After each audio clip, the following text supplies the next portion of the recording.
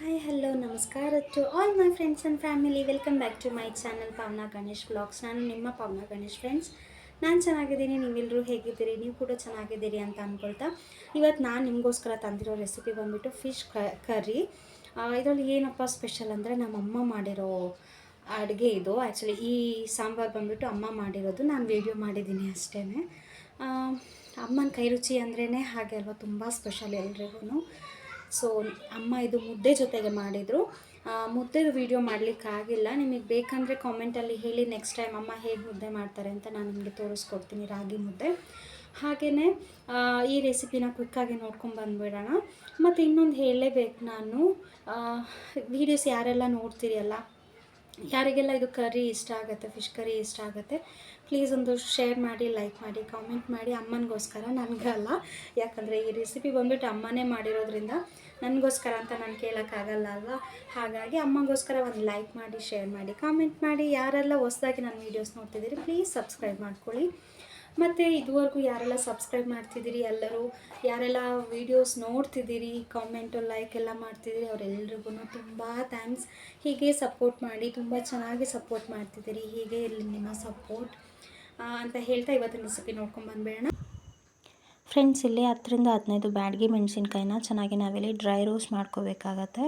ಹಾಗೆ ಇದ್ರ ಜೊತೆಗೆ ನಾವು ಸಂಬಾರನ್ನು ಹಾಕ್ಕೊಂಡು ಚೆನ್ನಾಗಿ ಫ್ರೈ ಮಾಡ್ಕೊಳ್ತಿದ್ದೀವಿ. ಇದು ಸ್ವಲ್ಪ ಬಣ್ಣ ಬದಲಾದ್ಮೇಲೆ ಇದ್ರ ಜೊತೆಗೆ 1-2-3 ಸ್ಪೂನಷ್ಟು ಜೀರಿಗೆ ಯೂಸ್ ಮಾಡಬೇಕು. ಜೀರಿಗೆನೂ ಫ್ರೈ ಮಾಡಿಕೊಂಡು 4-5 ಮೆಂತ್ಯ ಕಾಳು, ಇದು ಫ್ಲೇವರಿಗೆ ಆಗ್ತಾ ಇರೋದು, ಇದನ್ನು ಫ್ರೈ ಮಾಡಿಕೊಂಡು ಇದ್ರ ಜೊತೆಗೆ ನಾವಿಲ್ಲಿ ಸಾಸಿವೆ ಆ್ಯಡ್ ಮಾಡ್ಕೊಳ್ತಾ ಇದ್ದೀವಿ. ಫ್ರೆಂಡ್ಸ್, ಇದನ್ನು ಡ್ರೈ ರೋಸ್ಟ್ ಮಾಡ್ಕೋಬೇಕು. ಇವರೇ ನೋಡಿ ನಮ್ಮಮ್ಮ ಇವತ್ತಿನ ಶೆಫ್ ಇವರೇ. ಸೊ 2 ಪ್ಲೇಟಲ್ಲಿ ನಾವು ಈ ಥರ ಕಟ್ ಮಾಡ್ಕೊಂಡಿದ್ದೀವಿ, ಇದು ರುಬ್ಲಿಕ್ಕೆ.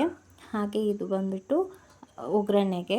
ನಾವಿಲ್ಲಿ ರುಬ್ಕೊಳ್ಳಿಕ್ಕೆ ನಾವೇನು ಮೊದಲೇ ಡ್ರೈ ರೋಸ್ಟ್ ಮಾಡ್ಕೊಂಡಿದ್ವಿ, ಅದ್ರ ಜೊತೆಗೆ ಚಿಟಿಕೆ ಅರಿಶಿನ ಪುಡಿ ಹಾಕಿ ಈ ಥರ ಪುಡಿ ಮಾಡ್ಕೋಬೇಕು. ಫ್ರೆಂಡ್ಸ್, ಇದು ಪುಡಿ ಆದಮೇಲೆ ಇದಕ್ಕೆ ಸಂಬಾರ ಸೊಪ್ಪು ಹಾಗೆ ಹುಣಸೆಹಣ್ಣು, ಕಪ್ಪು ಹುಣಸೆಹಣ್ಣು ಮೀನು ಸಾರಿಗೆ ತುಂಬ ಟೇಸ್ಟ್, ಹಾಗಾಗಿ ಅದನ್ನೇ ಬಳಸ್ತಿದ್ದೀವಿ. ಅದ್ರ ಜೊತೆಗೆ 1 ಈರುಳ್ಳಿ, 1 ಟೊಮೆಟೊ ಚಿಕ್ಕದಾಗಿ ಕಟ್ ಮಾಡ್ಕೊಂಡಿರೋದು, ಹಾಗೆ 1 ಇಂಚು ಶುಂಠಿ ಹಾಕ್ಕೊಂಡು ಇದನ್ನ ಚೆನ್ನಾಗಿ ಫೈನ್ ಪೇಸ್ಟ್ ಮಾಡ್ಕೊಳ್ಳೋಣ. ಅದ್ರ ಜೊತೆಗೆ 4-5 ಎಸಳು ಬೆಳ್ಳುಳ್ಳಿ ಹಾಕ್ಕೊಂಡು ಫೈನ್ ಪೇಸ್ಟ್ ಮಾಡ್ಕೊಳ್ತಿದ್ದೀವಿ. ಇನ್ನೊಂದು ಕಡೆ ಇಲ್ಲಿ ಒಗ್ಗರಣೆಗೆ ಇಟ್ಕೊಂಡು ಸಾಸಿವೆ ಹಾಗೆ 4-5 ಹಸಿರುಮೆಣಸು, 1 ಇಂಚು ಶುಂಠಿ, 1 ಟೊಮೆಟೊ ಹಾಕ್ಕೊಂಡು ಚೆನ್ನಾಗಿ ಫ್ರೈ ಮಾಡಿಕೊಂಡು ಇದ್ರ ಜೊತೆಗೆ ನಾವಿಲ್ಲಿ 1 ಈರುಳ್ಳಿ ಚಿಕ್ಕದಾಗಿ ಕಟ್ ಮಾಡಿರೋದನ್ನ ಹಾಕ್ಕೊಳ್ತಿದ್ದೀವಿ. ಇದ್ರ ಜೊತೆಗೆ ಉಪ್ಪು ಹಾಕ್ಕೋಬೇಕು ಫ್ರೆಂಡ್ಸ್, ಓಕೆನಾ. ನಮ್ಮಮ್ಮ ಇಲ್ಲಿ ಕಲ್ಲುಪ್ಪು ಬಳಸ್ತಿದ್ದಾರೆ. ನೀವು ಕಲ್ಲುಪ್ಪಾದರೂ ಬಳಸ್ಬೋದು ಅಥವಾ ಪುಡಿ ಉಪ್ಪಾದರೂ ಬಳಸ್ಬೋದು, ನಿಮ್ಮಲ್ಲಿ ಯಾವುದಿದೆ ಅದನ್ನು ನೀವು ಯೂಸ್ ಮಾಡ್ಕೊಳ್ಳಿ. ಅದಾದ ಮೇಲೆ ನಾವು ಏನು ಖಾರ ರುಬ್ಕೊಂಡು ಇಟ್ಕೊಂಡಿದ್ವಿ ಅದನ್ನ ಹಾಕಿ ಚೆನ್ನಾಗಿ ತಿರುಗಿಸ್ಕೊಂಡು ಕುದಿ ಬಂದಮೇಲೆ ಮೀನು ಹಾಕಬೇಕು. ಫ್ರೆಂಡ್ಸ್, ಮೀನು ಹಾಕಿದ ಮೇಲೆ ಜಾಸ್ತಿ ಇದನ್ನ ಮಿಕ್ಸ್ ಮಾಡಬಾರ್ದು. ನಾವು ಒಂದು ಸ್ವಲ್ಪ ಹೊತ್ತು ಮಿಕ್ಸ್ ಮಾಡಿ ಹಾಗೆ ಬೇಯಿಸಿದರೆ ಚೆನ್ನಾಗಾಗತ್ತೆ. ಮೀನು ಸಾರಂತೂ ತುಂಬ ಯಮ್ಮಿ ಆಗಿತ್ತು ಮುದ್ದೆ ಜೊತೆಗೆ.